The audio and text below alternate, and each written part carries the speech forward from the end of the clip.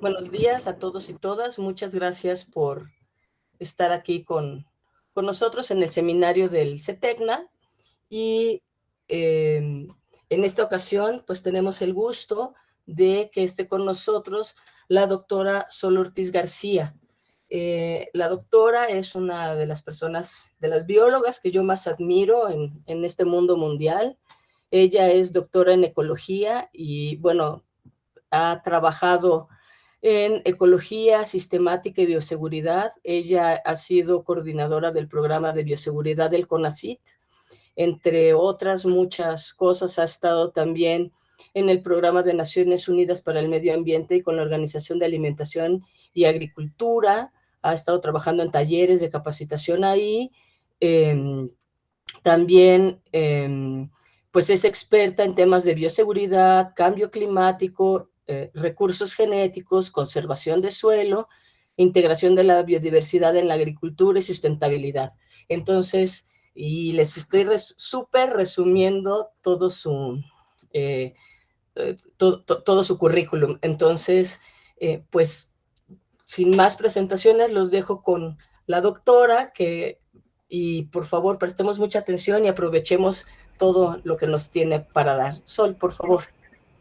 Muchísimas gracias por la presentación, Mari, y no soy experta en todo eso, he trabajado en todo eso y siempre sigo aprendiendo, pero muchas gracias por esta introducción. Voy a compartir mi pantalla completa, porque ya vimos que así es como si puede funcionar la presentación. No, ¿me avisan, por favor, si ya la ven?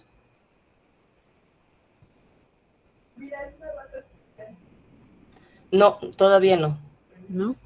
Déjame ver qué hice mal. Compartir pantalla completa. Ay.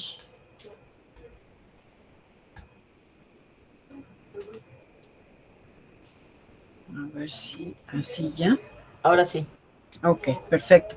Bueno, pues Mari me pidió y me dio muchísimo gusto aceptar presentarles un poco de lo que trabajé estos últimos años, que estuve en la Dirección General de Políticas, Prospección y Cambio Climático de la Secretaría de Agricultura y Desarrollo Rural, en donde pues tuve la oportunidad de ver esta liga muy directa entre lo que está sucediendo en el planeta en general, no solamente en México, y el cambio climático y cómo este afecta pues nuestra seguridad alimentaria. Entonces voy a hablar de esto, una serie de desafíos y algunas estrategias de respuesta para que no nos vayamos a quedar con la idea de que todo está perdido, ¿no? Entonces, ¿cuál es el contexto en el que está ocurriendo pues la situación actual a nivel global, no solamente en México? Pues sabemos que hay un incremento de la población. Se estima que para el 2040 vamos a ser más de 9,000 millones de habitantes. También sabemos que hay una demanda mundial de alimentos y también no solamente esta demanda, sino hay una distribución bastante desajustada de los alimentos, porque mientras que por un lado tenemos problemas de abasto, en otros lados tenemos problemas de obesidad, ¿no? Entonces hay las dos situaciones y finalmente podemos decir que a la fecha se están produciendo suficientes alimentos, pero no están llegando a donde tienen que llegar y eso también afecta la seguridad alimentaria. El mismo incremento de la clase media, y esto en países particulares, por ejemplo, China, hace que se cambien las demandas de qué es lo que quieren consumir las poblaciones y eso también cambia la oferta, bueno, la necesidad de ofertar diferentes tipos de alimentos. Por ejemplo, cuando se incrementa la clase media y se incrementa la población urbana, se incrementa también la demanda de dietas que incluyan carne y proteínas, y bueno, eso también está en este contexto, ¿no?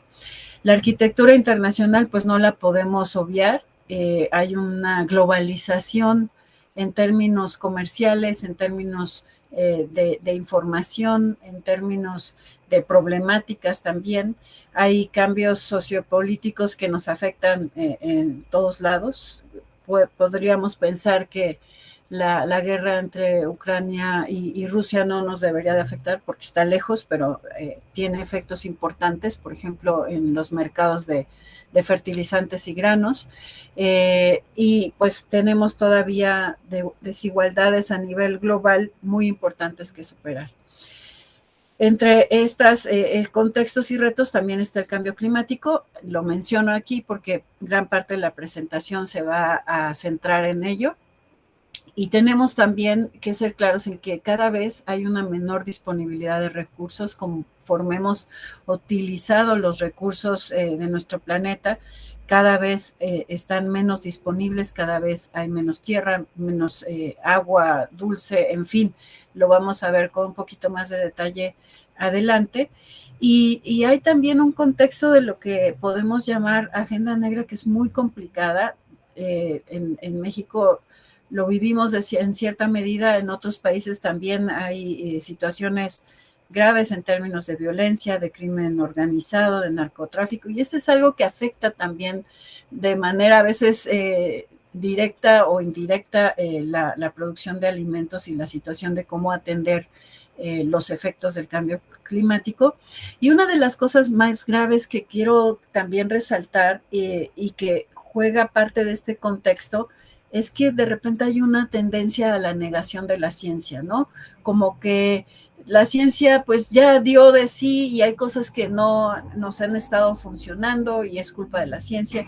Y esto muchos tiene que ver con que no entendemos a veces pues que la ciencia no es absoluta, que la ciencia va avanzando, que lo que la ciencia nos puede informar en determinado momento y con toda la evidencia clara y disponible, puede cambiar a lo largo del tiempo, ¿no? Pero eso no niega, digamos, que esta es una de las mejores maneras para atender las problemáticas que estamos teniendo, ¿no? Entonces, bueno, este es el contexto. La gráfica que ven por acá es una gráfica del crecimiento poblacional que se espera que la tasa de crecimiento en algún momento disminuya, pero el hecho de que disminuya la tasa no significa que no vamos a ser más personas, ¿no? Nada más para tener esa claridad. Y bueno, respecto a la situación en sí del planeta, hay un diagramita que les quiero compartir que tiene que ver con lo que se ha identificado como límites planetarios, que son formas de entender que nos tenemos que mantener dentro de estos límites, porque si salimos de estos límites, es decir, si se incrementa la pérdida de biodiversidad, si se incrementa el cambio climático, etcétera, la Tierra, como un gran ente interconectado, pues pierde su capacidad de mantenerse estable, su capacidad de resiliencia, es decir, de que si hay un efecto pueda volver a las condiciones. Y estos límites planetarios están siendo afectados netamente por actividades humanas. Ahí está el cambio climático y este es el diagrama que se presentó por primera vez allá por 2009, se ha estado modificando y los límites planetarios que se analizan cada X tiempo, aquí los estamos viendo para el 2009, que fue inicialmente, que ha pasado para el 2015 y ahora para el 2023. Y lo que ven ustedes ahí en colores son formas de ilustrar que si estamos en verdecito, digamos, estamos dentro de los límites seguros. Si estamos en amarillo, son zonas un poco de incertidumbre, que no sabemos si va a haber un efecto que sea de retroalimentación y no podamos regresar. Pero cuando ya está en rojo, pues ya estamos en niveles de zonas de incertidumbre.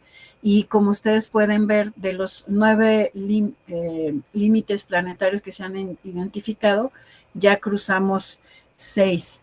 Y estos límites planetarios que hemos cruzado, entre ellos está el cambio climático por el incremento en la concentración de CO2 en la atmósfera, también por el cambio del reforzamiento radioactivo Tenemos también otro límite planetario que hemos cruzado y que tiene que ver con la integridad de la biosfera, es decir, de lo que está pasando en el planeta, y que tiene que ver con la diversidad biológica, tanto a nivel genético como a nivel funcional.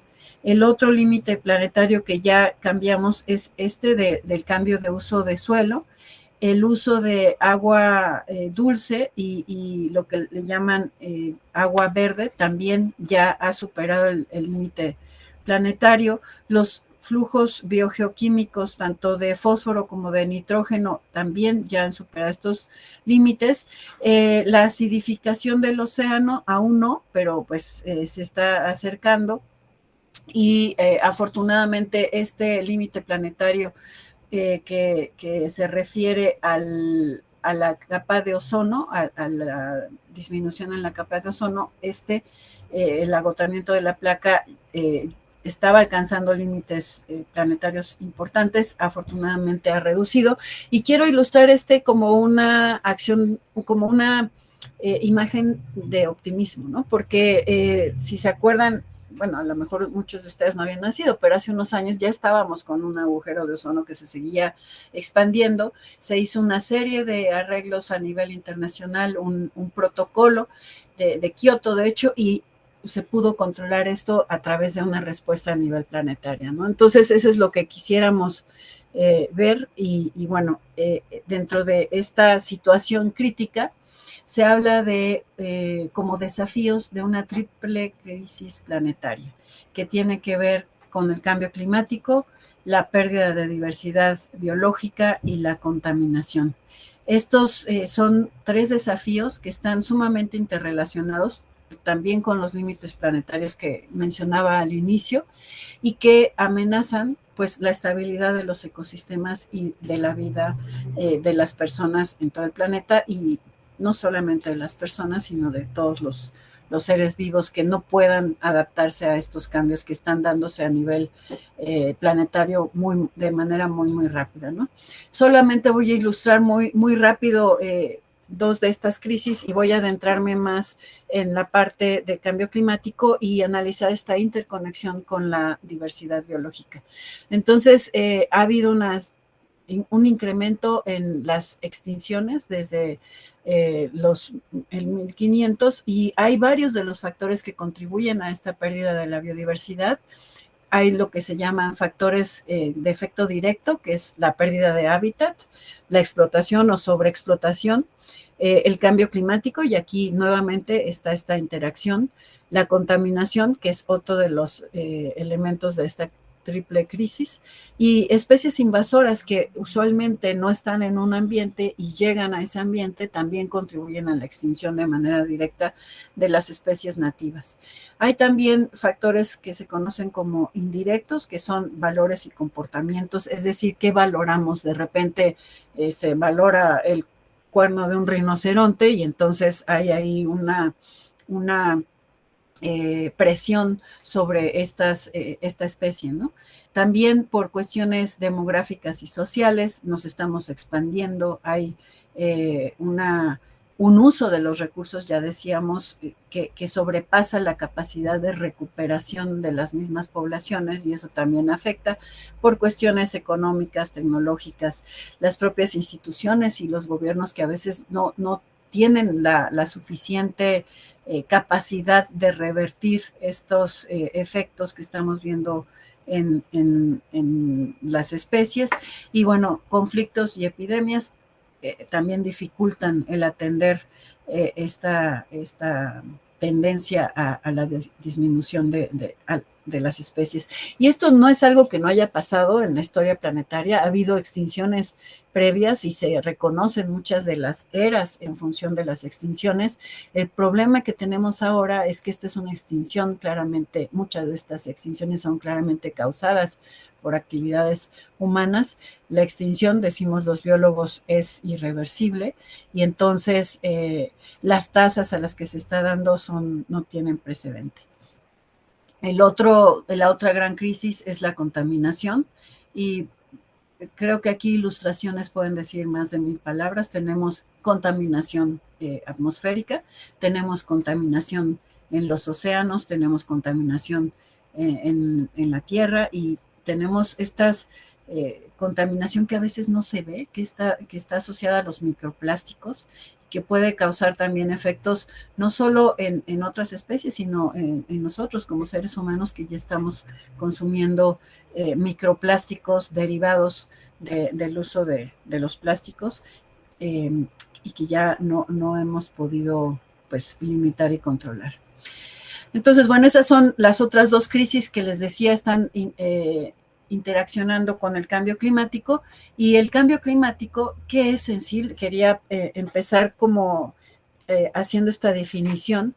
Y el cambio climático es ese cambio en el clima que se atribuye directa o indirectamente a actividades humanas y que está alterando la composición de la atmósfera y que finalmente el cambio climático antropogénico que le llamamos se suma también a la variabilidad climática natural que ya se ha observado durante periodos de tiempo muy, muy largos. Y aquí cuando hablamos de cambio climático no es de que ayer llovió y mañana no llovió, o este año estuvo seco y el anterior estuvo húmedo, sino el cambio climático es una tendencia general a nivel global que se está dando claramente por un incremento de los gases de efecto invernadero en la atmósfera.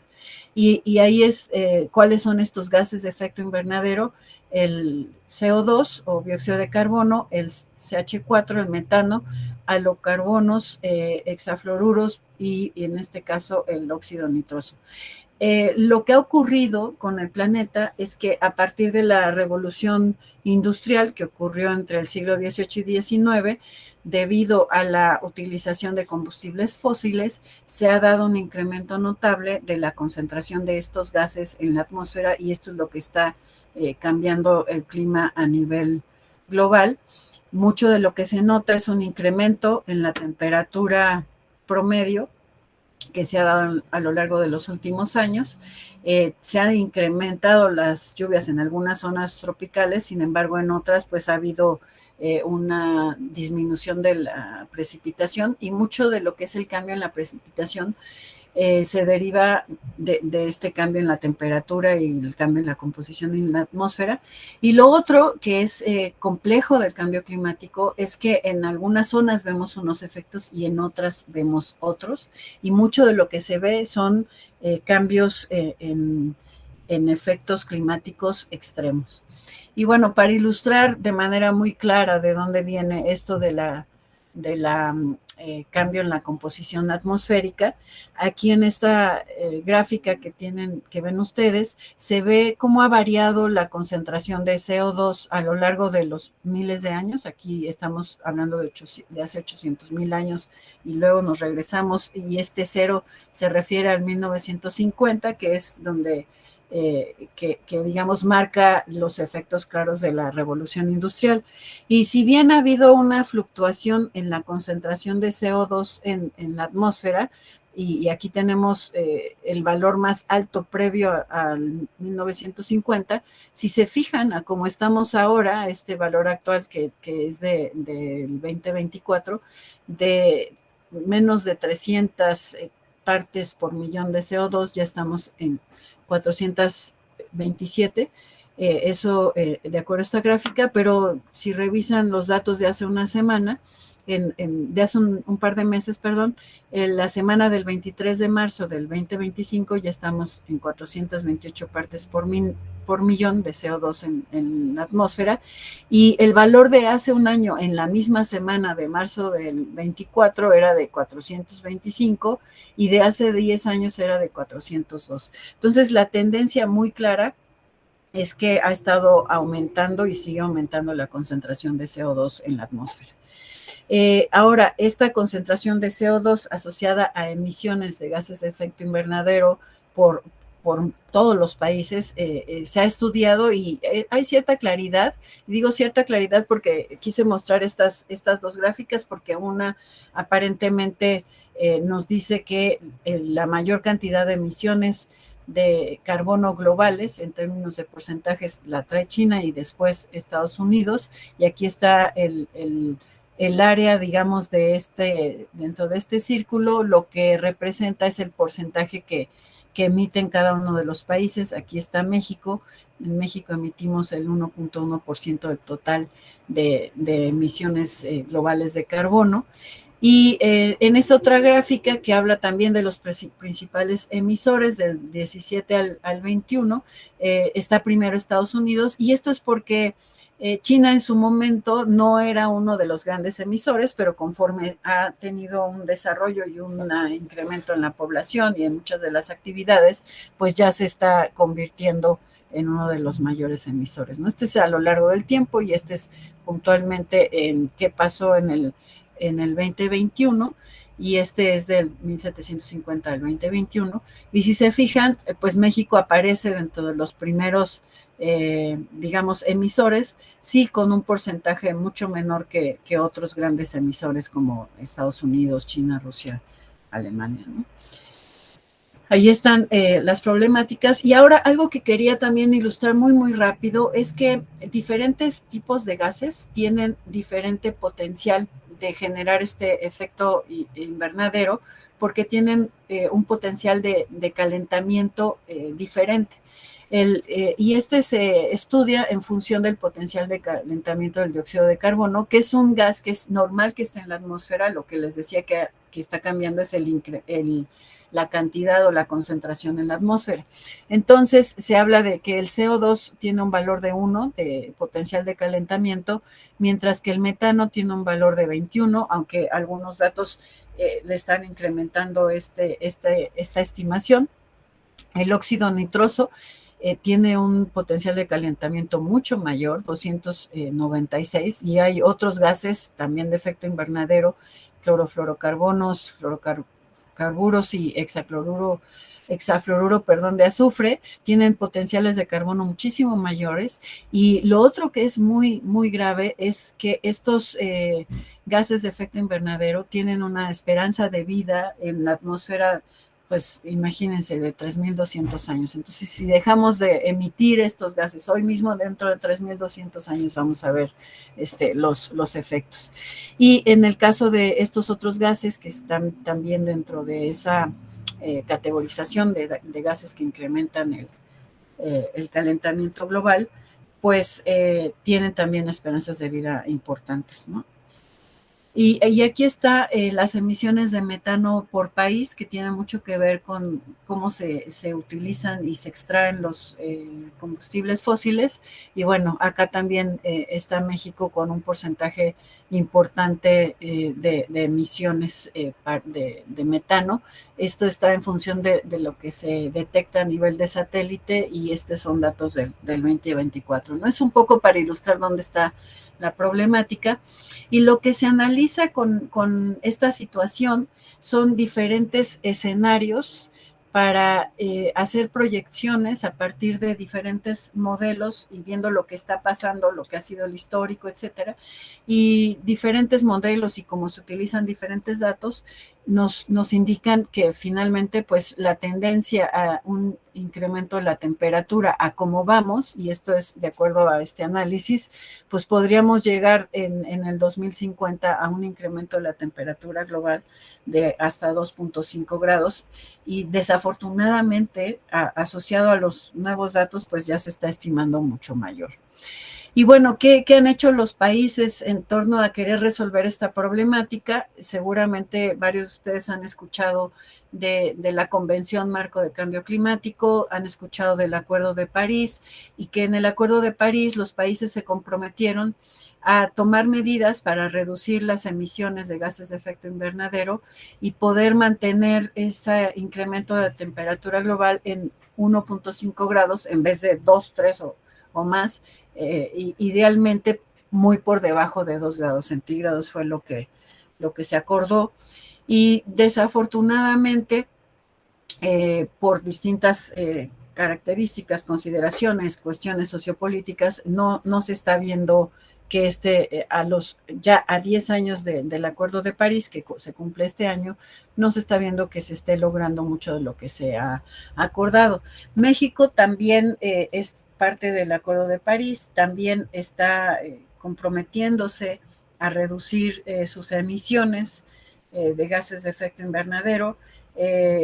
Varía dependiendo del año que se estima y los datos que se utilizan. A veces México sale en un lugar 11, ahorita les estoy comentando que está en el lugar 14 en términos de emisiones de gases de efecto invernadero. México fue uno de los primeros países que generó una ley de cambio climático, y que esta ley también está ligada a los objetivos del desarrollo sostenible, y de hecho esa ley se modificó en función de los compromisos que tuvo México ante el Acuerdo de París. Y bueno, se están haciendo acciones. México mide sus emisiones a partir de los diferentes sectores. El sector energético es de los que emiten más gases de efecto invernadero, asociado también al sector de transporte. El sector agrícola, ganadero y de cambio de uso de suelo también tiene una contribución importante. 7% vienen de los residuos, y en fin, tenemos capacidad de medir qué tanto estamos emitiendo, y hay un inventario de emisiones de gases de efecto invernadero que les presento, que no es el último, pero me gusta mucho porque detalla todas las fuentes de emisiones, y también ilustra que hay fuentes de emisiones que finalmente pueden también ser parte de lo que se absorbe por el suelo o por la captura de carbono, ¿no? Entonces, aquí no sé que no van a poder leer con mucho detalle las letras chiquitas, pero bueno, se ilustra de dónde viene la emisión, por ejemplo, de metano. En gran medida 10.3% de la emisión de metano viene del sector ganadero por fermentación entérica y gestión de cómo se maneja el estiércol. Las emisiones de óxido nitroso también en cierta medida vienen del uso de fertilizantes químicos, el mal uso, diría yo. Y bueno, esto nos ilustra también áreas de oportunidad de donde podemos incidir para tener reducciones de estas fuentes de gases de efecto invernadero. Ahora, ¿cómo ligamos esto con la seguridad alimentaria? Voy a empezar diciendo muy rápido a qué me refiero con seguridad alimentaria, y hay otros términos que también se pueden usar: autosuficiencia alimentaria, hay otro que ahorita se me fue, pero bueno, la seguridad alimentaria como la tiene definida la FAO, que es esta Organización de Naciones Unidas para la Alimentación, para la Agricultura y la Alimentación, se refiere a que tanto a nivel de individuo como de hogar, como de nación, como a nivel global, hablamos de seguridad alimentaria cuando todas las personas en todo momento tienen acceso tanto físico como económico, es decir, que pueden comprar suficiente alimento, que es alimento seguro, que es alimento nutritivo, y que este alimento puede satisfacer sus necesidades alimenticias y sus preferencias alimentarias también, y esto con el objetivo de llevar una vida activa y sana. O sea, es una definición, yo creo, bastante completa, porque puede verse a estos niveles, digamos, jerárquicos, desde el individuo hasta el nivel global. Y los elementos básicos para la seguridad alimentaria: hablamos de disponibilidad de alimentos, que haya alimentos a nivel local y a nivel nacional. Y esto es interesante porque les decía, muchas veces podemos hablar de que se producen suficientes alimentos, pero no están disponibles, no se distribuyen de manera adecuada, y eso pues obviamente afecta a la seguridad alimentaria.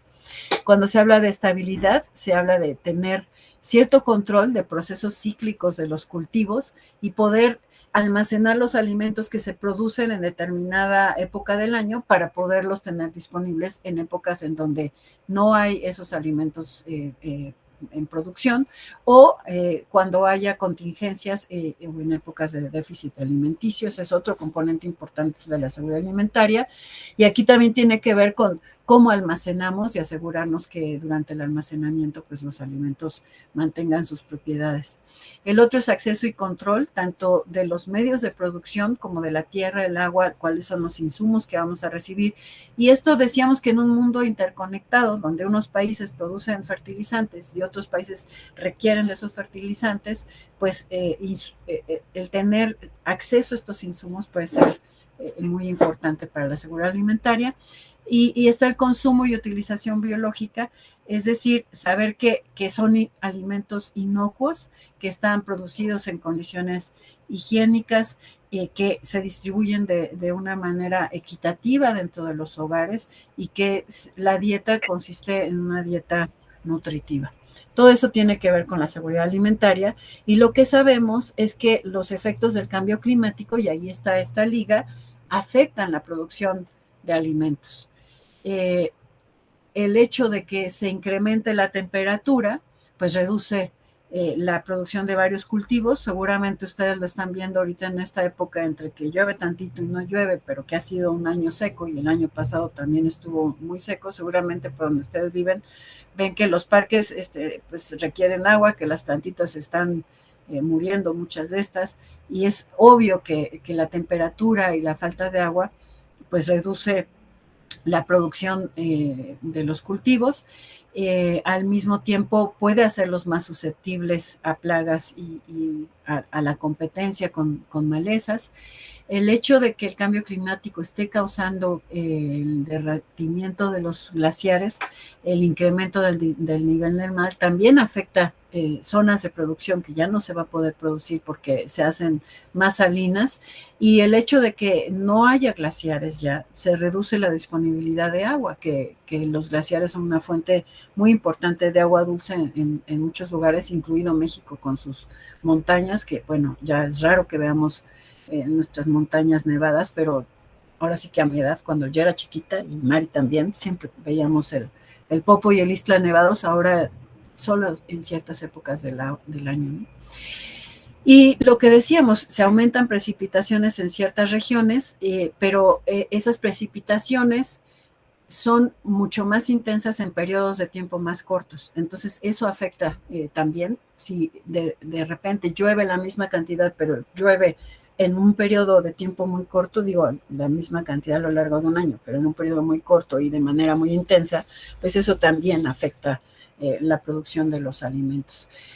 Hay también mayor frecuencia de eventos meteorológicos extremos, que puede incluir también sequía, y eso obviamente afecta la producción de alimentos. Y los cambios en las estaciones del clima también afectan las cosechas y tanto la producción a corto y largo plazo, y afectan las interacciones biológicas. Y aquí es otro elemento que quiero que tengan en mente de esta interconexión, cambio climático, producción de alimentos, biodiversidad, porque cuando hay este cambio en las estaciones del clima, digamos, se desfasan, por ejemplo, la presencia de las flores con la presencia de los polinizadores, y entonces puede haber flores y no hay polinizadores, o están los polinizadores y no está el recurso floral, y eso también afecta. Y se ha analizado que si bien hay algunas regiones en el mundo que pudieran beneficiarse del cambio climático, la gran mayoría va a haber efectos negativos. Y aquí me voy a ir rápido en estas láminas, solamente ilustran de manera un poco más formal lo que les acabo de comentar, la reducción en la producción de alimento. Y aquí pueden ver que en todas las zonas en rojo, los rendimientos de las cosechas se estiman que van a reducirse. México está en rosita, pero cada vez que sale un dato nuevo, México se pone en un color más oscurito en rojo, y algunas zonas que pudieran verse beneficiadas, que pues son zonas muy al norte, que ahora tienen limitantes productivas en función de la temperatura baja, pues pueden también tener un potencial incremento, ¿no? Y hay otras zonas donde no hay datos. Este es el mismo efecto del cambio climático, son efectos en la producción de trigo, en este caso, para diferentes países, que son los países que tienen mayor productividad en trigo, y las bandas que ven ustedes aquí en diferentes colores es cómo se va a reducir la producción de este cultivo en particular en los diferentes países que lo producen, y donde se produce está aquí en azulito claro. México lo produce, pero no está dentro de esta lista porque no es de los mayores productores de trigo. Pero si hay sequía moderada, sequía severa es el amarillo, sequía extrema o sequía excepcional, eso es el efecto de reducción que va a tener los rendimientos, cercano al 100% si hay sequía excepcional, por ejemplo, en Estados Unidos. Si hay sequía excepcional en Francia, un 60% de las cosechas de trigo se van a perder.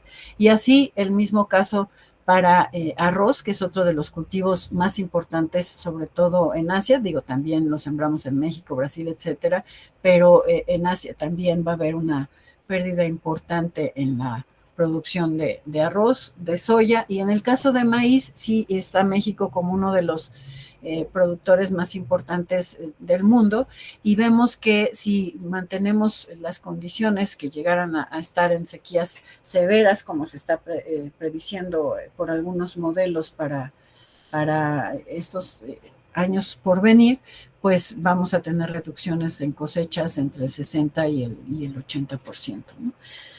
Entonces, bueno, y datos más específicos para México, en el caso que hagan la distinción de producción de maíz de riego y temporal, pues también vemos pérdidas muy, muy significativas, sobre todo en el caso de agricultura temporal de maíz. Todo lo que ven en rojito, estamos hablando de pérdidas de rendimientos entre el 100 y el 75%. Hay algunas zonas que puede ser que no les vaya tan mal, pero en general tenemos esa problemática. Permítanme un segundo. Ya.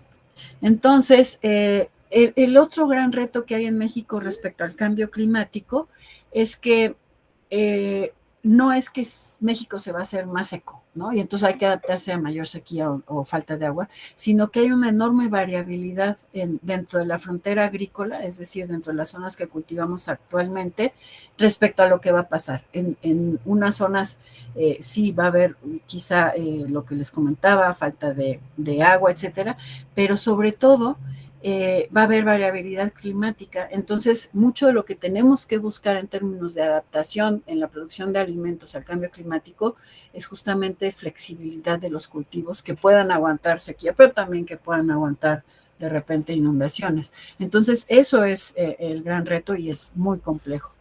Y bueno, ¿qué requerimos para una producción de alimentos adecuada? Y con esto quiero ilustrar esta interacción entre la producción de alimentos y lo que está pasando en México y bueno, en el planeta respecto a los recursos que requerimos, ¿no? Entonces, necesitamos contar con suelo, y tenemos una problemática muy grande en México en suelos en términos de degradación de los suelos, y agua.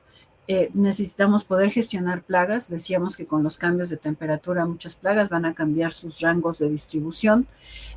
La disponibilidad de ciertos insumos, requerimos estabilidad política, higiene, calidad de los productos, la salud del personal, tanto de quien los cultiva.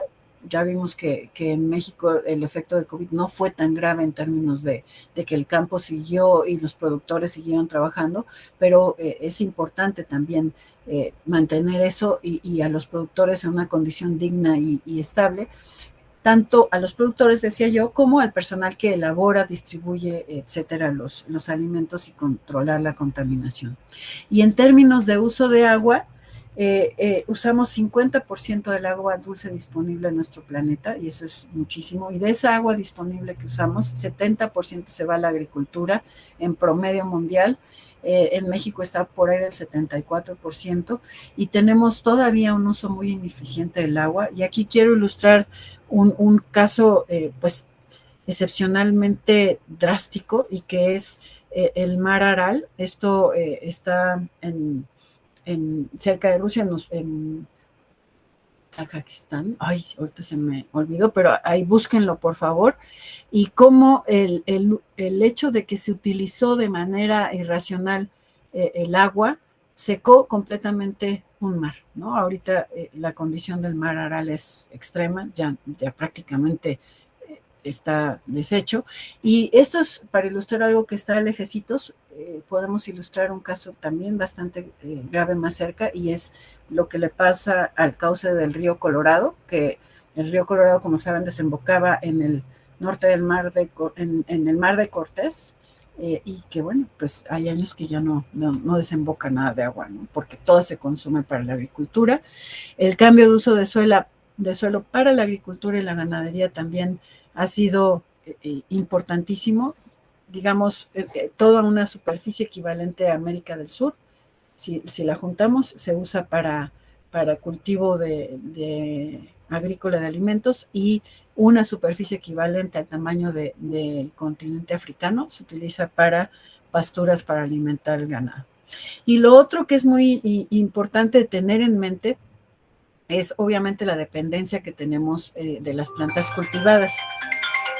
Ay, perdón, disculpe, no lo puedo atender ahorita. Deme 15 minutos. Gracias. Sí, gracias. Entonces, les decía que hay esta dependencia de las plantas cultivadas, que si bien hay como 10,000 que han sido utilizadas como alimento desde el origen de la agricultura, actualmente únicamente 4 especies representan el 50% del alimento mundial, y eso son arroz, frijol, trigo y papa, que bueno, en México lo tenemos muy claro, comemos muchísimo maíz y arroz. En otros países es más arroz que maíz, en otros países más papa, pero imagínense que toda esa diversidad de potenciales alimentos se ha ido reduciendo. 12 plantas son las que usamos para el alimento mundial, y bueno, la necesidad de poder adaptar todas estas plantas y muchas otras para poder tener una dieta variada y nutritiva también tienen que ser parte de este gran desafío de alimentar a la población humana. Entonces, aquí esta lámina es un poco para reiterar la problemática, y me la voy a saltar porque ya estoy viendo que el tiempo se me está acabando. Voy a hablar de algunas estrategias de respuesta que tienen que ver con que tenemos que tener un conocimiento que no es fácil de obtener, porque estamos hablando de sistemas complejos, que son sistemas interrelacionados, que requieren el análisis de información actualizada, pero de información de hace años, que requiere la evaluación de diferentes escenarios, ¿no? Entonces necesitamos un conocimiento profundo de la problemática para poderla atender de la mejor manera. Tenemos muchos ya de estos elementos, tenemos ahora que hacer también estos análisis y hacerle caso a los resultados, porque mucho de lo que sabemos respecto al cambio climático ya lo tenemos claro, pero ahora, ¿qué onda con la acción, no? Entonces, las acciones tienen que ver con una atención integral, tenemos que tener acciones de mitigación, y cuando hablamos de mitigación en el contexto del cambio climático, es mitigación de emisiones de gases de efecto invernadero y captura de carbono, es decir, que el carbono atmosférico lo podamos capturar, mucho lo está absorbiendo los mares, pero eso es lo que está llevando a la acidificación de estos. Tienen que ser acciones acompañando a la adaptación, porque por mucho que empecemos a mitigar ahora, como les mostraba, el cambio climático ya trae una tendencia, entonces también nos tenemos que adaptar.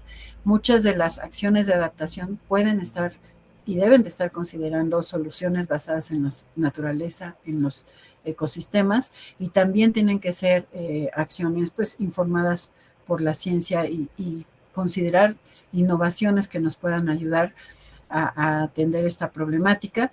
Debe de haber una participación muy amplia de todos los sectores, debe haber un proceso de corresponsabilidad. Sí, los gobiernos tienen mucho que decir, pero también nosotros podemos hacer cosas desde la academia, desde las empresas, desde las comunidades y grupos indígenas, tienen muchas cosas que nos pueden ser un ejemplo, ¿no? Y tiene que verse esto con una visión multidisciplinaria y una acción transdisciplinaria. Y mucho de esta problemática, les decía, es global, pero la acción pues tiene que ser local en todos lados y todos teniendo una corresponsabilidad. Ya se me acabó el tiempo, me voy a saltar varias que quería ilustrar estas potenciales respuestas. Y bueno, en el caso de la agricultura, hablamos de una agricultura sostenible, hay muchas prácticas, muchos mecanismos ya identificados para generar una producción de alimentos menos contaminante, más sustentable, con un uso de insumos más adecuada. Y hay varios enfoques para una agricultura sostenible, no voy a hablar de cada uno de ellos, pero sí quiero enfatizar que hay esta posibilidad de tener una agricultura sostenible y productiva al mismo tiempo, que sea rentable económicamente para los productores, que genere bienestar, que contribuya a la conservación de la biodiversidad y que sea sana y nutritiva.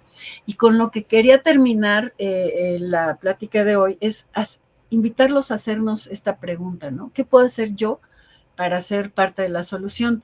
Y ciertamente, cuando presento todo esto, yo misma digo, oiga, pues yo qué puedo hacer, o sea, no estoy en Exxon para decir, oigan, ya dejen de sacar petróleo o háganlo de una manera menos intensa, etcétera, etcétera. Pero no me gustaría que se quedaran con esa perspectiva de yo no puedo hacer nada, eso no se vale, porque el problema es tan grande que todos tenemos que contribuir a mejorarlo.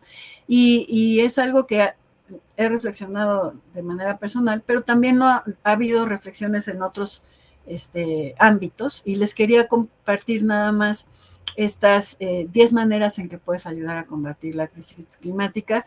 9 de estas vienen de este programa de Naciones Unidas para el Medio Ambiente, PNUMA se le conoce, y una es pues alertar a los demás, decir, oigan, hay que hacer algo, y qué puedo hacer yo, pues mantener la presión política de que nuestros políticos tengan esa conciencia. Y bueno, no solo aquí, sabemos lo que está pasando en Estados Unidos y Trump que ya se salió del Acuerdo de París, en fin, transformar nuestra movilidad. Yo creo que muchos de ustedes, hay muchas cosas que ya están haciendo. Cuando tomamos el transporte público, estamos contribuyendo a reducir el uso de más autos, controlar nuestro consumo de energía y de agua. Apágale, como decían, apágale la luz, ciérrale al agua, tengan una cubetita cuando se están bañando para que en lo que se calienta el agua se pueda hacer, reciclemos el agua, ajustemos nuestra dieta. Y esto no digo coman menos carne, porque también hay muchas personas que no tienen esa opción ni siquiera de acceder a proteína. Entonces, primero hay que dar esa igualdad de, ok, puedo optar por querer comer carne o no, pero la otra es, hagamos una dieta más balanceada en términos de frutas y verduras. Comprar local, de dónde viene lo que compro, y cómo se produjo, también podemos influir en eso como consumidores. Muy importante, ya no hice el recalcar que tenemos un problema muy, muy grande de desperdicio de alimentos. 30% de los alimentos en México se desperdician. No contribuyamos a desperdiciar alimentos, porque ya se usaron todos los recursos. Los alimentos que se desperdician, pues es realmente fatal, ¿no? Y vestirnos de manera inteligente, no tenemos que estar a la moda, y además podemos reciclar. Eso me pasó mucho en mi familia, siempre me pasaron mis hermanos su ropa y no tengo problema en eso. Contribuir a plantar árboles, podríamos hablar de nuestro breve espacio en donde podemos sembrar un jitomatito, en fin, familiarizarnos con qué significa producir alimentos. Y bueno, evitar usar plásticos es otra que creo que es importante y que puede estar en nuestras manos, ¿no? Eso es todo. Perdón, que ya al final me fui muy rápido, Mari, no le calculé, me emocioné con las primeras, pero el mensaje ahí está, así que muchísimas gracias por su atención. Pues muchísimas gracias, Sol. La verdad es que creo que fue muy ilustrativo para todas las personas que estamos aquí. Cuando escuchamos hablar de cambio climático, de repente perdemos como esa noción de lo global, de lo complicado que puede estar, ¿no? De cómo contribuye todo. Y creo que pues es un tema que nos tenemos que enfrentar académicamente, ¿no? Que lo estamos viviendo, lo vivimos, digamos, como personas, pero pues aquí en este espacio universitario, pues tenemos una responsabilidad extra, ¿no? Les pregunto si tienen dudas, preguntas, si quisieran hacer algún comentario a la doctora.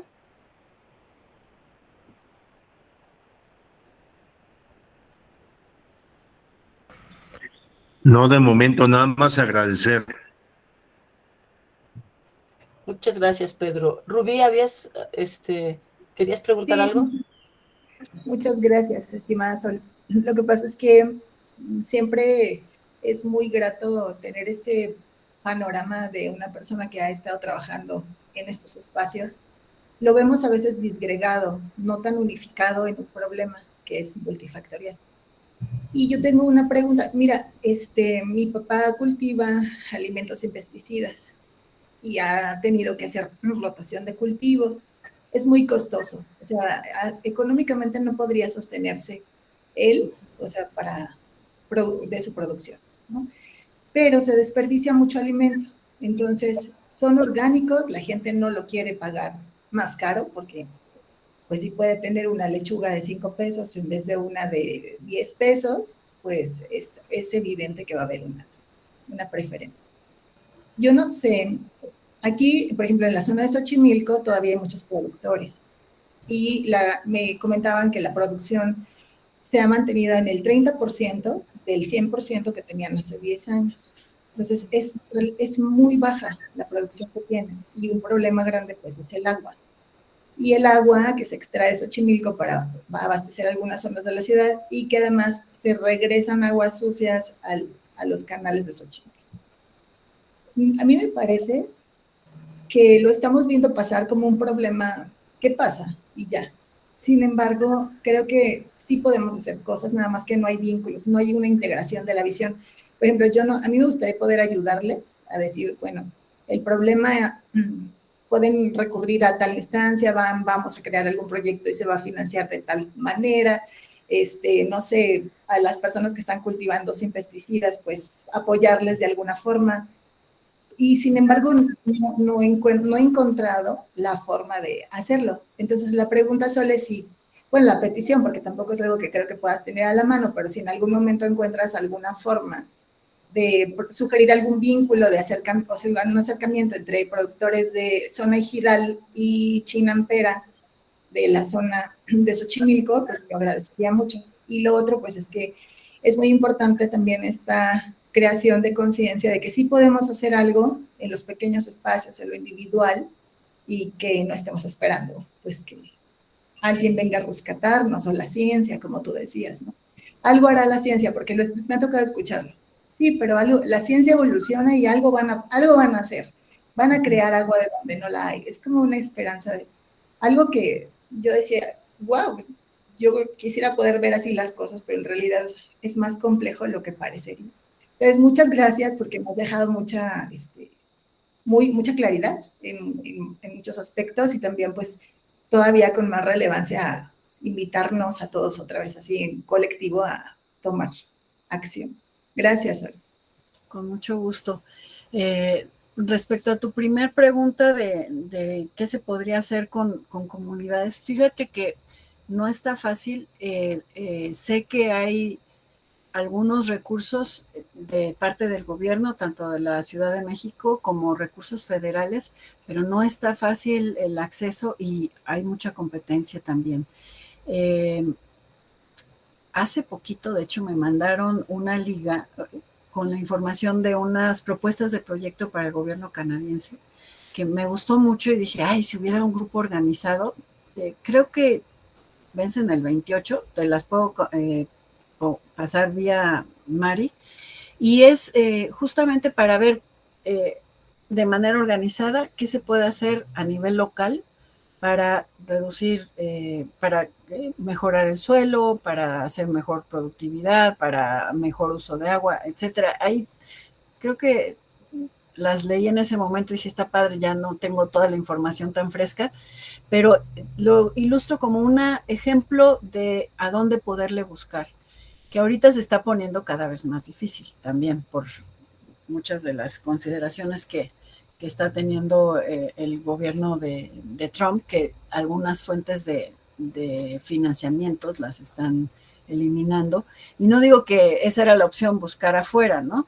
Pero el hecho de que haya fuentes que se eliminan en un lugar, pues hace que las pocas que haya en otros se vean todavía más con mayor competencia, ¿no? Entonces, bueno, te comparto eso y es cosa de estarle buscando y siempre si el grupo si es un grupo ejidal organizado, tiene muchas más probabilidades de lograr apoyos que a veces de manera individual. Y eso creo que nos motiva también pues a organizarnos. Y este llamado de ver qué podemos hacer nosotros, sí sé que de repente puede ser desalentador de, uy, pues, ¿qué hago yo si le cierro la llave o apago la luz? Pero algo, aunque sea chiquito, se contribuye, y si de eso lo hacemos muchos más, pues podríamos empezar a hacer ciertas diferencias. Y sí, yo también de repente, cuando me entra la desesperación, digo, no, bueno, algo, van a inventar una cosa para sacar el CO2, que ya hay algunas cosas y eso, pero no va a ser suficiente. Entonces tenemos que entrarle todos, pensar eso, ¿no? Que, como bien dices, no nos van a venir a rescatar, rescatémonos y contribuyamos a rescatar nuestro planeta todos, ¿no? Es un poco el llamado. Coincido, gracias a ti. Muchas gracias, Sol, muchas gracias, Rubí. ¿Alguien más? ¿Alguna otra pregunta?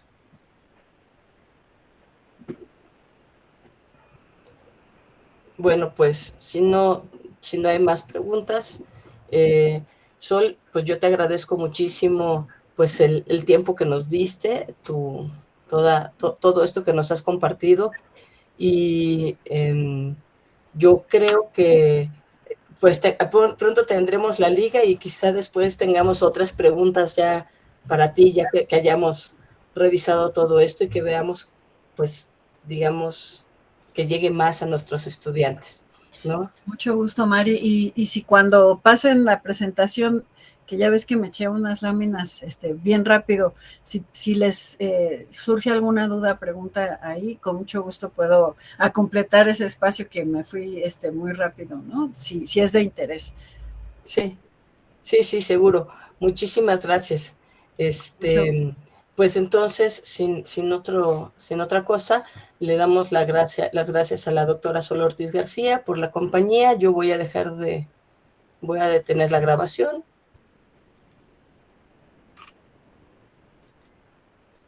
Con gusto, Ale.